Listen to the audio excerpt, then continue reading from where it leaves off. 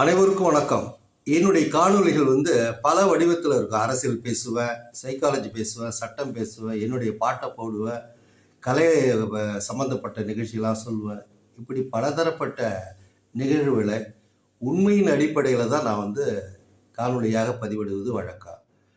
அதில் உளவியலை பற்றி பேசுகின்ற பொழுது நிறைய காணொளிகளை செல்ஃப் சைக்கோதெரப்பி, பெஸ்ட் சைக்கோதெரப்பி இப்படிலாம் நான் பதிவிடுவது வழக்கம். அப்படி பதிவிடும் போது உதாரணத்தோடு ஆதாரத்தோடு பதிவிடுவேன்.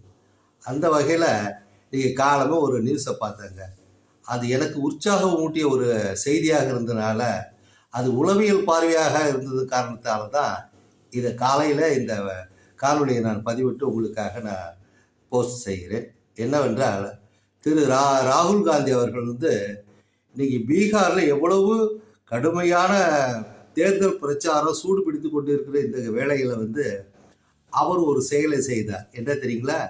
சாமானிய மக்கள் குளத்தில் மீன் பிடிக்கிறாங்கல்ல, அவங்களோட அந்த போட்டில் போய் அப்படியே நீரில் அப்படியே குதித்து அந்த குளத்தில் குதித்து அவங்களோட சேர்ந்து குதூகலமாக அந்த மீன் பிடிக்கிறது. அது மீன்னா உண்மையான மீன் பிடிக்கிறதுலாம் இல்லை, அது உண்மையிலேயே அவர்களோடு சேர்ந்து அந்த மீன் பிடித்த காட்சியெல்லாம் பார்க்கின்ற பொழுது பெஸ்ட் சைக்கோதெரப்பி இதுதாங்க.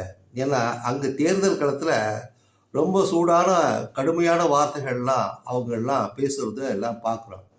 அப்பொழுது அது தன்னை ஆசுவாசப்படுத்திக் கொள்வதற்காக சாமானிய மக்களோடு இவர் பகிர்ந்து கொண்ட அந்த அறிவுபூர்வமான அந்த உளவியல் பார்வை என்னை வியக்க வைத்தது.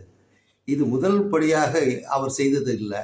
எங்கே போனால் ரோட் ஷோவாக இருந்தாலும் எதை செஞ்சாலும் அவர் இது மாதிரியான ஒரு சின்ன பிள்ளை விளையாடுகின்றது போல நிறைய முறை அவர் செய்வதை பார்க்கின்ற பொழுது உளவியலை நன்றாக புரிந்து கொண்டு மக்களோடு மக்களாக அவர் வாழ்கின்ற தன்மையெல்லாம் பார்க்கின்ற பொழுது மிகவும் வியப்பாகவும் உண்மையான ஒரு நல்ல மனிதராகவும் வளம் கொண்டிருக்கின்ற ராகுல் காந்தியை உளவியல் பார்வையிலும் மன அளவில் நம்ம பாராட்டுறோங்க.